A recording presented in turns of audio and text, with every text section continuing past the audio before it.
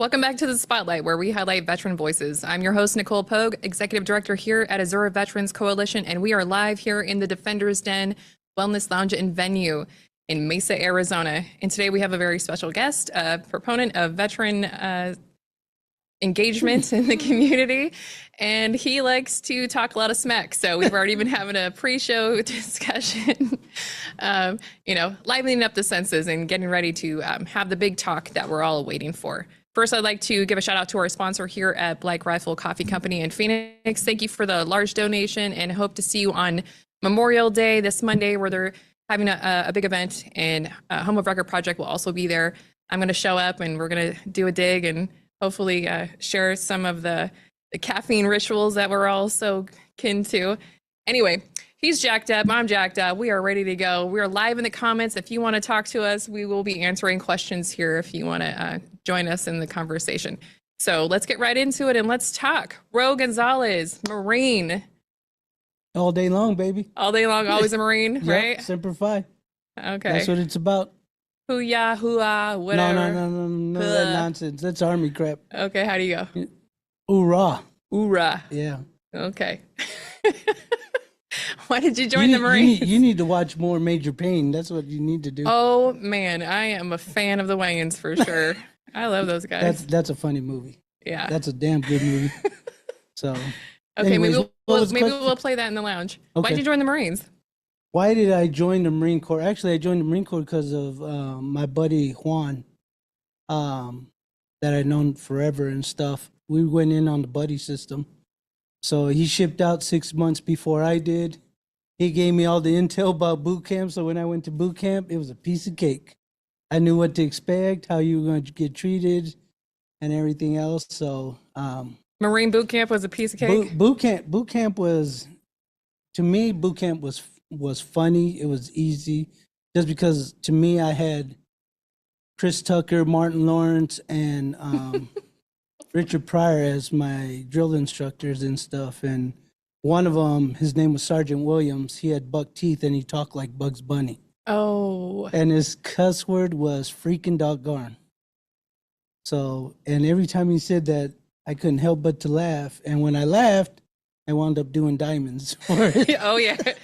Both those so dog tags. Every time he was on duty, I was always doing diamonds. I was always holding a pencil. I was holding my rifle. I was doing some kind of nonsense and stuff. So you want to do some diamond push-ups right now? Oh no, I'm good. Come on, I was double dog dare to do them on live on the air today. Yeah, go ahead. They can do them for me and stuff. I ain't got time for that nonsense.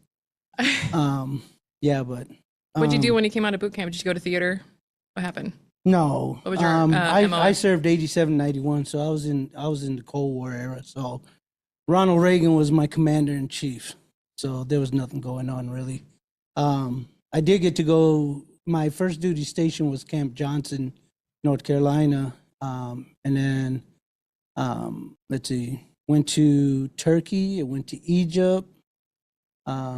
Got stationed in Hawaii for 3 months. Oh, let me take that back. Camp Johnson, then I got sent over to Turkey, came back, got sent to Hawaii for 3 months, and then I got sent to Egypt. So I was a cook. I forgot to tell you that too. So I was a 3381.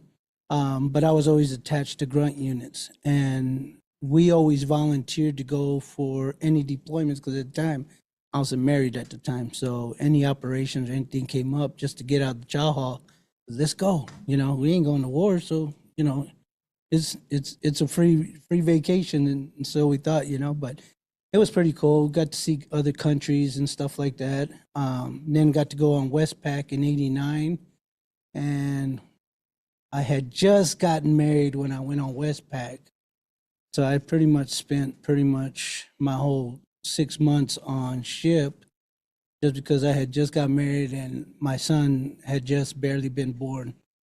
And when I got back, they pretty much Desert Storm was about to kick off, and they were doing away with Marine Corps cooks and bringing in the contractors.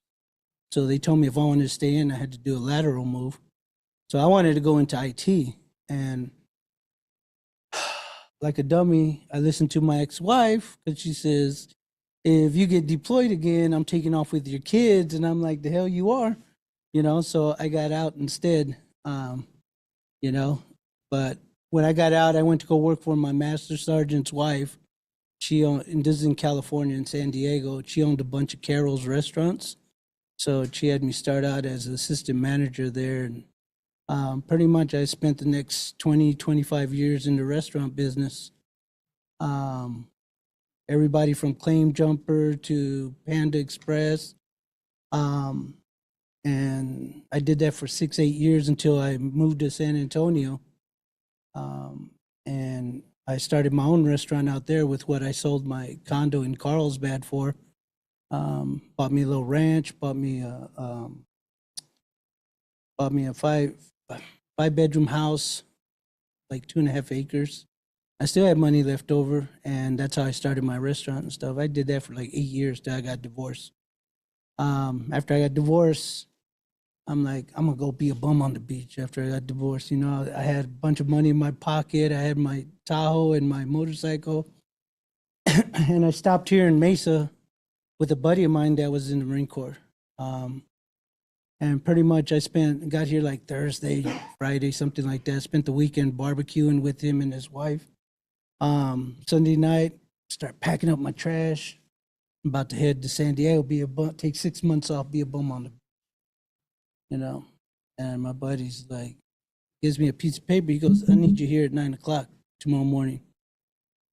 I said, man, if that's a job, I ain't trying to work, you know? And he's like, fuck that, you're a Marine. He goes, I need you to be there at 9 o'clock. It was around 4 or 5 o'clock. So take a little nap, fall asleep around 9 o'clock. I look at the piece of paper. You know what, man, I'll be there. I'll be there tomorrow. So next day I go, it's up on Osborne and Central, literally right across from the regional VA. But he was working for the state at the time. And it's pretty much him and 2 of his buddies. And they gave me like 3 questions. The third one was, can you come back at 1 o'clock, do your fingerprints? And I've been stuck here ever since. So, and I had just missed summer. So So you had to be there to do what? go work for the state doing IT. Okay. So that was my first job here, was working for the state, 2006. And then I did that for 2 years till the housing market took a shit, and then they laid us all off. So I went back to school, got all my certifications, did all that stuff, and that's when I decided, you know what, I'm gonna start my own computer repair shop. So I actually went to go work for Geek Squad to learn how to run a computer repair shop while I was going to school and stuff. So, oh, wow.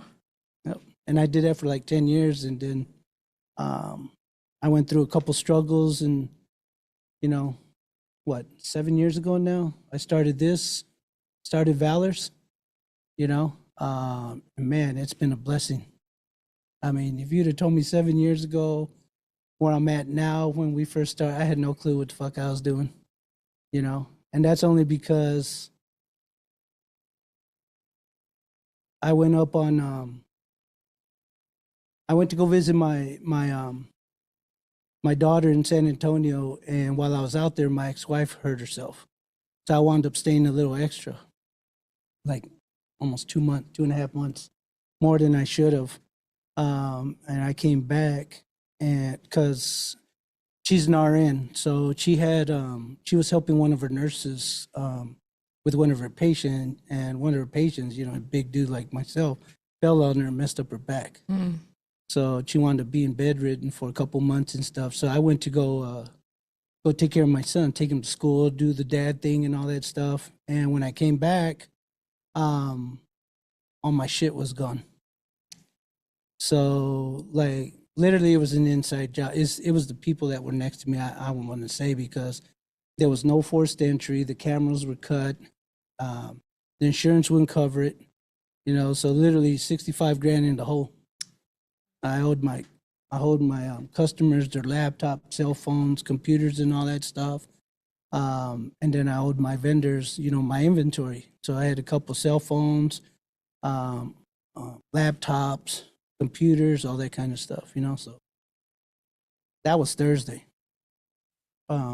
Friday, my girlfriend says at the time, you know what, you're broke. I'm out, deuces. So she takes off on me and stuff, you know. And then later on that day, I let my buddy borrow my car, and he gets it totaled on McClintock's into 202. So I'm like, damn, three for three. That's You how it know? goes. And so Saturday morning, I wake up and I had the bright idea to go to South Mountain, go up to Hobart Trail to the little lookout thing, and took my gun with me. I'm like, you know what, man, this is I'm tired. I just got divorced a few years ago, and I got to start all over again. Fuck this. So you were contemplating. Oh yeah, no, wasn't I had that shit pulled back. I lever pulled back and everything. Wow, bro. And my daughter calls me. For whatever reason, my daughter calls me, you know? And she's like, Dad, you want to hear some good news? I said, baby, any news is good news right now. And mind you, I have my granddaughter already. But when she told me I was having my grandson, man, that hit me like a bag of bricks, right? You know, but the funny thing was, the first thing that popped into my mind was I heard him talking to the little boy, and the little boy asked him, what's your grandpa do? And I heard him say, oh, he killed himself. So that was the day I found my why and my purpose, right?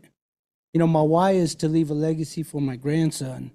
And my purpose is, now I understood why my brothers and sisters go through what they go through and stuff. I understood now, you know, so that's when I figured, you know, I got Your fellow veterans. I got to figure out a way to help these guys, you know?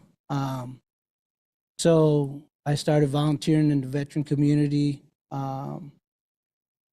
And I had no clue where to search or, you know, nothing like that. And for whatever reason, my buddy Juan was with Team Red, White, and Blue, and he reached out to me. Actually, Bill Egan reached out to me, and he says, "Hey, man,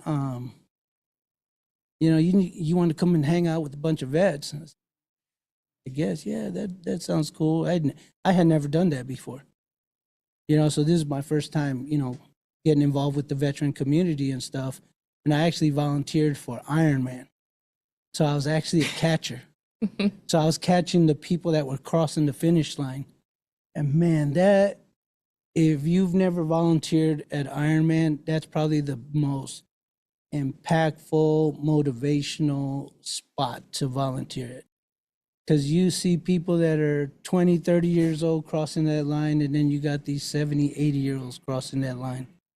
And there was one lady that was with Team Red, White, and Blue, and she's probably from here to the doorway, and she wouldn't let nobody help her. And she was probably 2-3 minutes from the cutoff at midnight, right? And she wouldn't let nobody help her, wouldn't let nobody pick her up, nothing. She's like, I'm gonna do it. And when she crossed that line with like half of a second, like, to me, that was like so motivational. Like, fuck, you know, like, that's determination. That's, you know, like, goddamn, that night impacted me a lot, you know, like determination and motivation and stuff like that. Like, realize that, okay, now I know what my mission is, you know. So That's some David Goggins shit. He's like, you don't stop when it's hard, you stop when it's done. yeah, and that was her. And, you know, she's probably in her at least in her 60s, maybe early 70s, you know. But man, that was some shit right there, you know. She's got some and she mindset right there. that was all mindset and stuff, you know, because there was other people just coming right past her and stuff like that, you know. And, you know, there was a couple people that jumped out and wanted to help her, and she said, no, I can't, you know, I'm gonna finish and stuff like that, you know. So that was Wonder what her why was. You know, I think to say that she did it, that's pretty much it, you know. Like, what more, like, maybe that's probably the one last goal that she had in life that she needed to accomplish. You know, I get it. Yeah, we're all motivated by something so spectacularly different from each other, yet so familiar. Like, we have so much in common, but what drives us is something individual, something deeply ingrained in us. Like you said, you got to the top of that mountain and nothing came up for you other than that phone call. Like, you had no other reserve in there. You're like, I'm gonna go. Nothing was there. Nope. I was too embarrassed to ask for help too. Not That's- because you were prideful, No, because you were done. No, it was prideful. It was, you know, being a Latino, being Marine, you know, being on my own since I was 17. I've never asked for help, Hmm. you know? So, you know, having to suck it up and, you know, ask for help, I'm like, no, I fuck that, you know? I'd rather pull the trigger, you know? But for whatever reason, you know, my daughter called me. How many other veterans do you think have that same kind of mentality? And how does it not serve them? That every day, you know, there's so many every day that come to that. And you know, the worst thing about it is there's so many people out there that want to help you, that understand what you're going through. But if we don't reach out and, you know, we think that it's embarrassing, that, you know, we're too prideful and stuff like that, you know, that's the thing. You never know. They never know that the help was there for them. You know, they think that they're the only ones going through it. I get it, you know, because that's what I thought. I'm like, you know, what I'm going through, you know, first my divorce a few years ago, and then this, and it's like, you know, maybe it's God saying, you know, that, you know, maybe you aren't worth living. That's what I thought, you know, and that's pretty bad. Knowing now what I didn't know then, you know, especially like the Bill Egan's and the Tommy Lanettas and, you know, my buddy Juan, or all I do is ask for help, and they 2 seconds they'd give me the shirt off their back. You So know? had you not gotten that phone call, say there's another veteran who's at the top of that hill right now, and nobody's going to call them, how are they going to tap into what you're speaking to? What tools would they have to put the gun down if nobody's going to call? What would you ask them to reach for? How would you have them see things differently? Take that moment, take that beat, take that breath. What are they going to? But that's the thing. Are they going to wait for a divine intervention, or are they going to come up? That's the thing, though. You know, that's why I do what I do, is try to prevent them from going down that path. That's why, you know, I do the social events, the sporting events. You know, these all the events that I do is to bring people together. You know, myself, I'm picking people's brains. I'm finding out what makes them tick, what, you know, motivates them and stuff, what makes them get up in the morning and stuff like that. Because I'm nosy like that, you know. Because once you figure out what motivates them the most, now you know where to push them, you know, to not push them, but you know, to send them to this organization to for this help or that help, or maybe it's just, you know, they need to sit down and get something off of their chest, and they don't have anybody to do that with. You know, it's I never knew how impactful it was to just sit down and have a coffee with somebody. A lot of the guys out in the veteran community can tell you, I reach out for some reason, I get a feeling, and sometimes I'll reach out to certain veterans and they're like, how did you know? I said, I don't know. I just reached out because I hadn't talked to you in a minute and stuff. And now I call it, you know, I just say it's a buddy check, you know, like Battle check. I get a feeling, you know, like I need to reach out for this person just to say hi, you know. And then that's when they tell me they're going through this or they're going through that and stuff like that. You know, and just for them popping into my mind, it's pretty wild, you know. I think the more you hang out in the peer support groups, or you come out and have coffee with people, the more you can have people that will call you and check in on you. Like my dad, he goes to coffee regularly with a group of guys, and you know, they check in on each other. They don't have like the most enlightening conversations all the time, but they show up for each other. It's consistent, and they know. And if someone doesn't show up, then they can reach out to them. Yeah. So even if you don't have anything to say, like I say in here, if you're not ready to share your story, just come and listen. Just come have a cup of coffee and hang out so we can see you. And that's the thing, like, even if you don't have nothing to say, just coming and listening to what other veterans have to say, one of them's going to make it click. Yeah. And you're like, God damn, you're going through what I'm going through right now. You know, now you can reach out to that veteran and ask them, you know, like, how did you get through it? You know, and go into more detail and stuff like that, you know, because a lot of us, we're not going to go out in front of 10, 15, whatever many people are in that coffee social or whatever at that moment and stuff. But we're like, hey man, can we have coffee another time to sit down? And I got some things I want to say, get off my chest. So that's what VVCAS is. Tell us more about your organization. So so what I do is I connect veterans with veterans and resources. And that's the one thing I noticed when I was volunteering in the community and stuff like that was I noticed that a lot of organizations, they don't like playing in the same sandbox, for whatever reason, and that's the thing that I want to do is, I don't care what organization you are, if you're going to walk the walk, I'm going to work with you. I'm going to help you, try to help you grow if you're not established. If I can help mentor you in any way and stuff like that, I'm willing to do that, because, being the little guy, when I first started, I knocked on a bunch of the bigger guys' doors to like, let's do events together, let's do this, and it's pretty much doors slammed in my face and stuff, And the funny thing is, COVID actually helped me grow a lot more and unexpectedly than I thought I could ever do, While everybody was shut down and stuff, I was out there still running around, helping out with food or, adult diapers, hygiene, whatever people needed and stuff like that. I had distillery give me those 50 gallon barrel of sanitizer, and like what the fuck am I gonna do with that shit? Like I'm not gonna fill those little hand sanitizer shit. I'll be there all year doing that stuff, I gave it to a couple bigger organizations and they ran with it and they hooked up, the indigenous people and stuff like that. They took it out to Chin Lee and Sholo and all these remote places and stuff, which is badass. And it's funny, my buddy Andrew Jones during COVID, he reached out to me like, bro, you got any toys you want to give to, kids for veterans? I said, man, how many do you need? And he's like, how many you got? I said, how many do you need? I said, I need a number so I can hook you up. He's like, I don't know, man, 50, 100. I said, okay, done, And it all started from that when we got connected or we connected.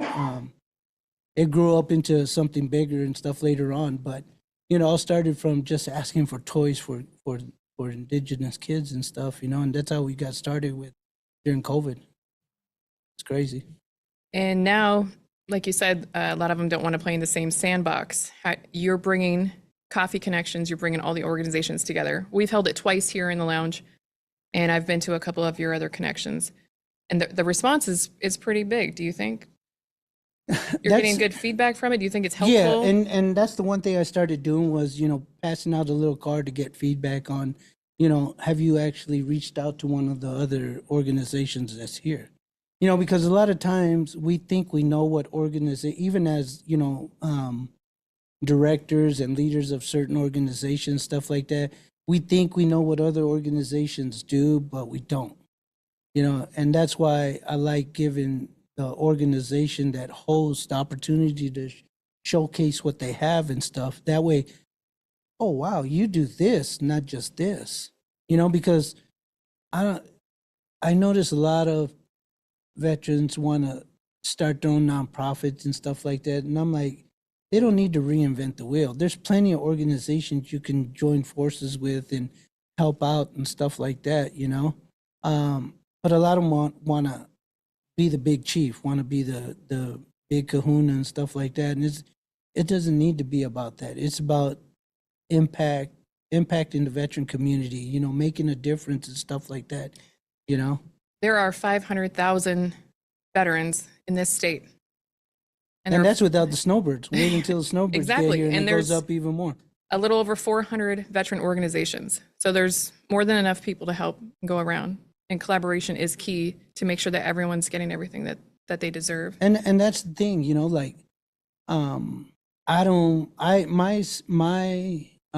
would you say it? My little niche is, connecting people, going to social events and stuff like that, and then once I get in contact with that veteran, now I know I can connect them with you. I can connect them with MVP. I can connect them with whoever, whatever organizations out there that does what that veteran is looking for, is now do a warm handoff to that other organization, because it used to, and it still drives me nuts now, when somebody tells a veteran, here's a 800 number. Fuck you and your 800 number. You can shove that shit up your ass, because nobody's going to answer the fucking phone, and nobody's going to fucking, you're going to be calling until you're blue in the face, and it's bullshit. And it drives me nuts that people do that. Like, I'm old school. I as veterans, we hold each other accountable, number one, but we also, have a mutual respect. It don't matter what branch you are and stuff like that. I rather do a warm handoff, and then I'm going to follow up with whoever, were you able to help that? Because if that person can't help them, that organization, guess what? There's 2, 3, 4, 5 other organizations on the list that I could do. But I know if these motherfuckers can't walk the walk, then I'm not going to send that veteran to them anymore. And then they wonder why, oh, well, you haven't sent nobody to us in a while. I was like, well, I've sent you 3 and you haven't helped none. What's the point of sending them to you? I've done that. I've taken some of my community partners off my board because the veterans have returned to us. Yeah. And they're still left wanting. One of our comments here is, Rose, keeping it real, would you consider yourself one of the big guys now in the veteran community? No. I'm just a volunteer in the community. Just a humble guy trying to I'm just a volunteer in the back. community. I don't get paid to do this. I don't pull a salary. I don't need to. How do you fund it? Sponsors, donors, community partners, patriots that want to support veteran causes, letting people know what you do. When you're out in town, I don't care if you're going to Walmart or you're going to, the movies, you're at a sporting, I'm always networking, and everybody knows I love to hang out at the golf courses, because guess what? People that play golf have money. Yep. Yep. So that's why you'll see me there all the time. And you have a golf tournament coming up right now. Yeah, next Thursday over at the Phoenician. So what's happening there? What's going on? Really nothing. We're just going to try to raise some funds to be able to, spread the wealth and stuff like that. We got some organizations coming to set up. The little guys that are on the block that are walking the walk and trying to help them get some exposure, and let some of these guys that have a few bucks in their back pocket to try to help them out and stuff like that, because, and that's the one thing, I'm always looking to see who needs the help, and I'm going to try to help them. I've been blessed with the donors and the sponsors, some of the corporations that sponsor us, certain events and stuff like that donate product. And my thing is, it doesn't always have to be about money. It can be product, because veterans always need food. Veterans always need clothes. They need shoes. They need hygiene, Yeah. I've been blessed with Walmart and Costco. And Costco and Walmart, you know what? Let me give a shout out to them guys, because them guys during COVID, they were giving me anywhere from 10, they were giving me 10 grand a month, each one of Dang. them, to help with whatever we needed. That's why we were amazing. able to do all the stuff that we were able to. Yeah. Yeah. Wow, bro. So you are making a huge impact out there. I mean, I don't know if I am or not, but, when I see, like the other day, I was a keynote speaker to Maricopa Community colleges for the veterans and stuff. And when 4 of those veterans that I've helped in the past got their diplomas, I feel like a proud dad. That shit was awesome, man. Because 2 of them were homeless when I met them. One of them volunteered here, and he disappeared on me. And because I donated a bike to him, and the other guy was going through a divorce, and he got his diploma, and on the way home, I was like, man, just the simple fact that, getting them off the streets, giving them a stupid bike, and just reaching out to that, just because somebody had that veteran reach out to me because he was going through divorce. He didn't know what to do and this. And I mean, just man, there isn't a situation a veteran has gone through I haven't gone through myself. And I mean, the only thing I think I haven't done is gone to the moon. You The know, moon? I've been locked up. I've been in prison. I've been divorced. I've been on cocaine. I've been, you know, I was a binge drinker after I got divorced. You know, I mean, I've done it all. You know, but I've been, and I think that's the reason why I get to do what I do is to be able to, you know, number one, have empathy for the people that are going through what they're going through, number one. But number two is, you know, being able to connect and letting somebody else know what they're going through now is like, if I can go through it, you know, because I told her, I said, a lot of people tell me, like, dude, you should have been a stat a long time ago. But for whatever reason, I'm still here, you know? And that's the thing, you know, we as veterans are the only ones that can decide where we're going to go and how we're going to do it. You know, me and you, we can't hold people by their hands. We can hold them accountable, you know?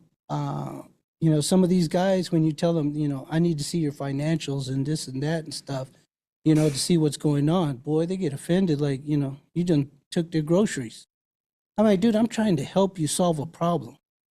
You know, you're asking for help for rent, but you won't show me your financials. What are you hiding?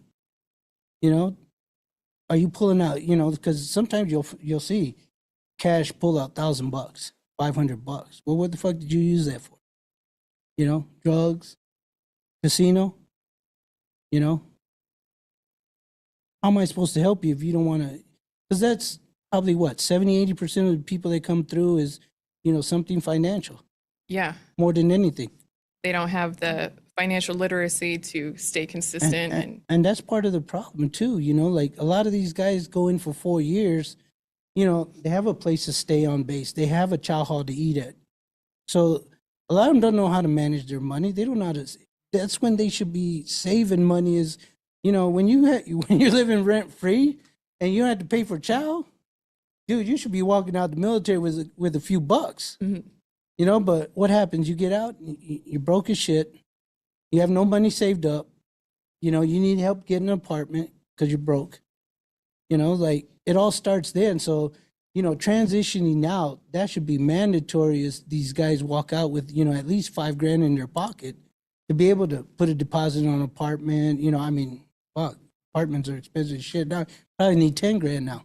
So do it a year before they get out and stuff, you know? But they don't, you know, like I was lucky. I was married at the time. So my ex-wife, she was good at money. She showed me how to save money and you know, not spend money foolish. So The TAPS program is getting better than what it used to be, but there's still a lot of people struggling as they're coming out. But we have a couple of partners here that go out to the base right now, or they're helping people transition, getting them prepared like a year in advance, like you said. It's really important. Unfortunately, I did, you know, 4 years in a day. I wasn't planning on getting out. You know, something happened to me and that, you know, traumatized. So I chose to leave at the end of my service, but I didn't get TAPS or anything. So when I came out, it was really rough.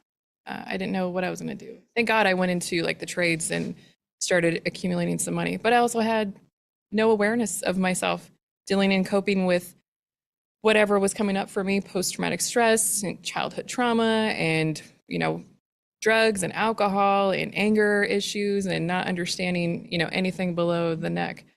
So like you said, we have to have empathy for those people, but we also can't just hold their hand. We have to stop enabling them, show them that they have it within them to learn things, but they have to stay consistent. They have to do the hard work. And when you think it's too hard, you know, you're probably only at 40% of the capacity. You can get all the way to 100%. You just have to it's a mindset. You have to push past that. We have to be there to show them that that's what we had to do. That's how we got through it. Like how long do you have to struggle? Right? How long do you have to struggle? That's the question. You struggle until you don't have to struggle anymore. You just keep going until you break through. And that's the thing too. Like like I've come across it all the time. You know, there's some veterans that they're above having to work, you know, 9 to 5 or a minimal job to supplement their income. Because there are organizations out there that will keep giving them handouts and not holding them accountable. And that's like myself, man. When I was married, I worked 5 jobs. Like I did what I had to do because I didn't want to live in the ghetto. I didn't want to live in no shitty area. You know, if I got to deliver newspapers, if I got to deliver pizzas, if I got to go deliver tires, if I got to go, do whatever I got to do, I'm going to do it because I had a family to feed. I had a wife to support, but that's me, like not everybody has that mindset. Sometimes you got to struggle to get ahead. And what I mean by that is sometimes you got to work 2-3 jobs. You're going to school and you need to supplement your income. Go get that part-time job, because I'm too proud. And to this day, I'm still proud, like I'd rather deliver the newspaper than to ask for a grant, to tell you the truth. Even though there's a bunch of grants out there and this and that, like, I don't know. They're not sustainable though. You can't always rely on them. Mm-hmm. So there are all these organizations, there are all these veterans who are in need. What do you think is missing from the veteran support community? Missing is organizations to hold the veterans more accountable, as in, follow up, as in, doing a 3, 6, 9 month follow up after they've gone through their program to see if their program is working. You have Valor's on 8th, right? What? Yeah. So what is that? So that's actually Gorman and Thomas that owns that property. Okay. So they pretty much, it's pretty much Section 8 for veterans. Is what it is. So 35 units is veterans, 10 is City of Tempe, and 5 is Save the Family, I think it is. So the requirements for that is income based. Okay. So, but there is a 3, 6, 9 month. You're leading them out, kind of like SSVF. No. That it depends on who they're working with, also. Because I don't take care of all of them. I have like maybe 5 of them that live there. Okay. Yeah. If somebody wants to get enrolled in that program, how do they do it? I know there's a big waiting list, right? There's a wait list. And actually, so the property manager, she'll call the numbers on the wait list, and majority of the time they don't answer, or they already found a different avenue. So when they do find somebody that's in there, they connect them with whoever they need to connect them with, or I'll pick them up. Yeah, so you pick them up. So you have side hustles and you're running this organization. And so you're taking in all of this. My kids are grown, so I have nobody to worry about but myself and my 2 rat dogs. So, a Chihuahua and a Norfolk Terrier. Little guys. Yeah. So one of them looks like the dog from the Grinch, and the other one's a black, hairy, long-haired Chihuahua, and he's the ringleader. Okay. Are they your emotional support guys? Yeah, man, them poor guys. They need therapy, poor guys. I swear to God, they do, poor things. So what do you do to alleviate your stress? And because you probably have a little bit of compassion fatigue. It takes a lot to do what you do. You're running around, you're collecting all these organizations. You saw I was sleeping on that damn couch and stuff. Just take little siestas whatever catnap I can get during the day, like don't have me eat a big lunch and then there's a couch nearby because it's over for 2-3 hours. Well, naps help, but mentally, how do you keep going, stay strong, and not let the demons? How do you keep them at bay? Just having other veterans to talk to and be able to reach out to and stuff like that. I probably got a list of 20 male veterans and 5 female veterans. So they're volunteers for you? No, they're veteran organization leaders out there that they take time to let Ro decompress and. Oh, good. Yeah. All right. Yeah. Got to stay on top of the other leaders. Yeah. Yeah. I've called a couple other women and I'm like, I am struggling right now. And am I doing something wrong? And they're like, no, girl, you're feeling what's natural. And this is what I did to get through it. And, so. And that's the thing, going to the driving range and stuff like that and relieving stress out there, that helps out a lot. Go and ride my bike every once in a while. I need to ride it more, actually. going swimming, I mean, doing physical activity, that helps out a lot too. Walking around Tempe Town Lake in the evenings, Yeah. you know, I love like, walking around that lake. and then you go sit at that one little area. They have a little area to sit there and you just sit and think and, you pray and you do all that kind of stuff there and talk. I talk to God. I talk to my grandma. I talk to my brother and stuff like that out there. So That's good processing. I Yeah. like to journal and speak to my higher power. Yeah. Mr. Disco Driscoll asked me, as an advocate for veterans and as a veteran who has experienced many tribulations, how do you hold a veteran accountable? Well, I have high standards. So when I come across a veteran who, there's like a high recidivism rate over here. People keep coming back and they want the same handout that they got last month or last week. And I will sit them down in my office and I will ask them their why, their purpose, and what drives them, what motivates them, what are their goals, and what are they currently struggling with? What do they see as the biggest barrier in their life? A lot of people won't ask another person that question. Like, why do you keep coming back? What are you most afraid to, embellish here? Because, or not embellish, but to share something that's deep and dark and that you hold so personal that you feel like you're going to be super judged for if you share it with anybody. I try to get to that part or as close to it as I can, try to find their truth, and then ask them how important that is to them and what they're willing to do for it. I was like, I will be here with you. I will continue to support you. But I had a guy come in today and ask for something, and I was like, I cannot continue to do this with you. Because not only this organization, but other organizations have helped them for a year now, thousands of dollars. If I would have had that in my time of need, I know for who I am innately, what I would have done, to get on the other side of it. It took me a lot longer because I didn't have that help. But if you continue to give out thousands of dollars to somebody, you're going to enable them to continue to stay where they are. But when you take it away from them, you're like, when you're ready, and when you've shown that you've met any of these goals that I've asked you to achieve, any of them, you can't show up with one document I've asked you to show up for. You haven't gone to one place. We've provided transportation. We've given them a vehicle. We've given them a bike. We've given them housing, and they keep coming back. To hold them accountable. But see, that's the problem. You got to knife hand them. No, that's the problem. See, I let them know straight up. You got one shot. This is one rodeo you're gonna get. You fuck around and you want to come back again, it's not gonna happen because I ain't got time for that shit. You're a grown ass man. You're a grown ass woman. I say I got 35-year-old son. I got 33-year-old daughter. I got 21-year-old son. Okay, my 35 and my 33, they make 6 figures each. Okay, they're doing something right. Why can't you do it? You're your only barrier. You gotta let them know they only have one shot at what you're trying to accomplish. That's why I dig deep when I ask them what I ask them, because I got to find out why. That's my number one thing is why. Why are you going through what you're going through? You got to peel back 100 layers. You got to peel back 100 layers. But I'm only going to do this once because I ain't got time for spending all this extra time, because I went to go work for Community Bridges, and I wanted to find out why veterans are homeless, right?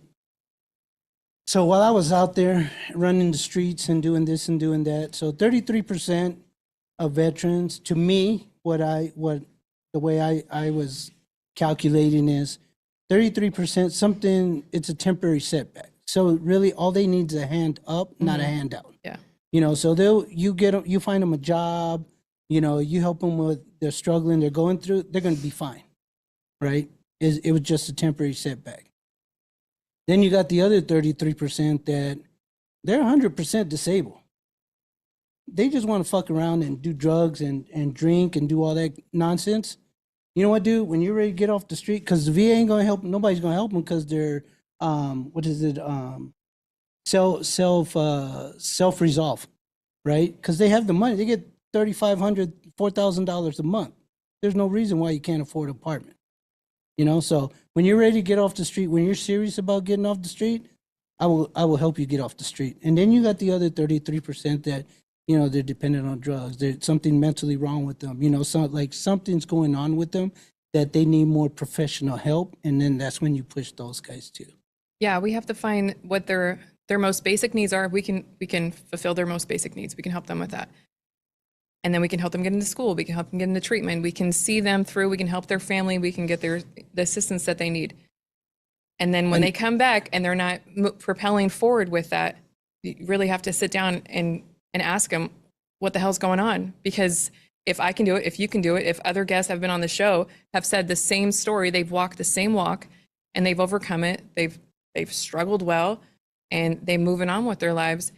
You really have to be completely brutally honest with yourself. If you can't be honest with yourself, no one's going to take you seriously, because people can feel that authenticity, right? It's the highest vibration in the universe. People know that innately. I can feel that coming off of somebody, right? You know when somebody's full of shit, and when they won't look you in the eye and they're dodging questions, they're not showing up for appointments, or they're showing up late. They're showing up right at the end of the week at closing hour. Oh, yeah. They're like, all of this is happening all at once. And I'm like, you knew a long time ago that this was going to happen.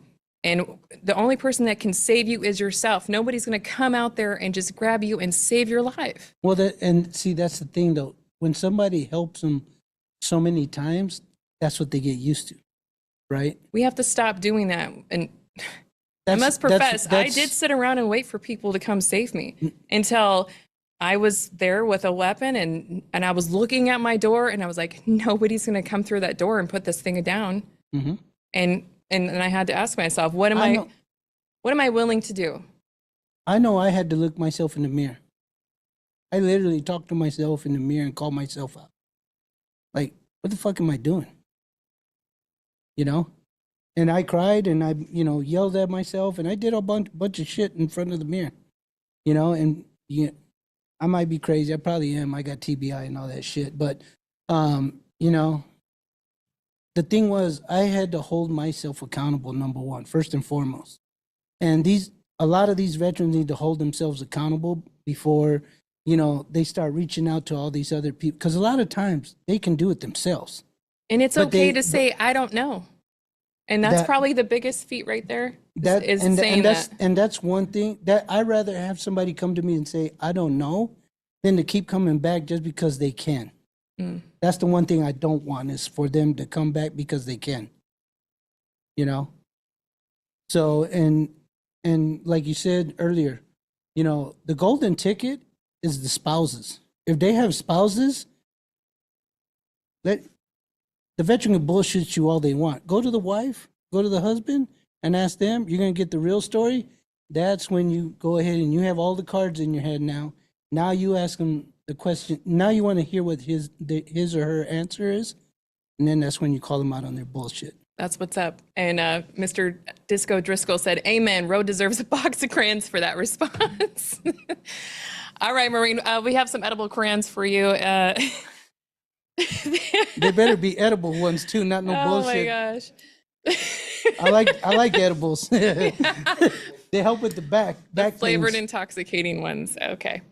Hey, Ro, I appreciate you being on the show today, man. It's an honor to sit across someone who's been out there in the field doing it for so many years, and you continue to do it because you're helping people and you can see it.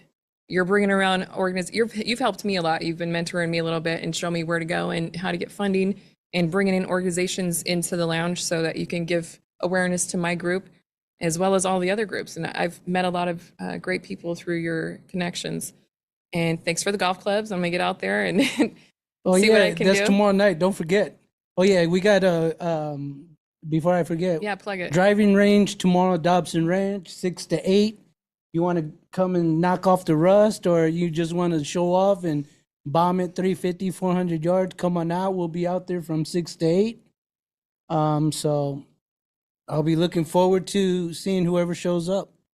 But we also have we got coffee connections next Wednesday as well. We'll be at U-Moms. Don't ask me the address, just Google U-Moms. I know it's on Van Buren, that's about it. And then we have our first annual golf tournament over at the Phoenician as well. So great. And we can find all your information at vvcast.org. Yep. And you also have a newsletter. if you want to get connected to the newsletter so you can see the upcoming events, and stuff like that. Oh yeah, no, Memorial Day we have a hike up at Thunderbird Mountain. Man, I forget, 6 a.m. or 7 a.m. It's not a long hike and stuff like that, and we'll be out there for Memorial Day too. So Great. yeah, Cool. but no, Lots thank of- you lots of for stuff having me happening. on and stuff. And whenever you need me to come back and we can shoot the shit, maybe we can get like 3 or 4 more people and We do actually. do a when- round table. We want to do, we want to start doing panel. So we can have multiple people up here and having like a full discussion. So like these, the peanut gallery out here can be on stage and we can have a real live conversation happening, back and forth, because But we also should have them in person too. that's what I was just saying. I want to have like an audience here so we can have direct. So if you want to come next week live to the Defender's Den, you can sit here. We have couches and chairs and tables and it's a cafe. And if you come, let me know so I can bring you some tacos. Great. Tacos and coffee and Tacos and camaraderie and bullshit. We're connection. good to go. All right. Let's call each other out. Let's hold each other accountable. And let's just, stop holding ourselves back. 'Cause ultimately, we deserve more from ourselves, And that's the thing, man. Like, I can't stress enough where every veteran out there is a leader. Every veteran out there is a superstar. It's just, do you want to be that person? you don't have to be all the things. That's the thing, though. They are superstars. They are leaders. Yeah. They're important people in the community, believe it or not. A lot of people look up to veterans, and you'd be surprised.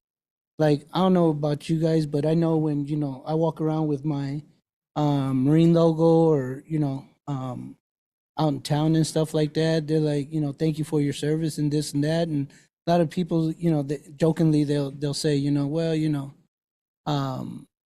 I did it for you and this and that. But the thing is, like, a lot of people are out there to help you, not just veterans, but actually patriots as well.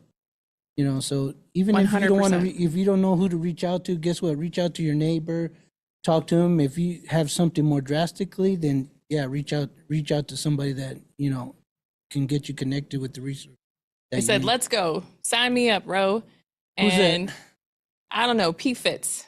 And I like this other comment that says, what you're not changing, you're choosing. So if you're doing the same shit every day, getting the same results, that is insanity.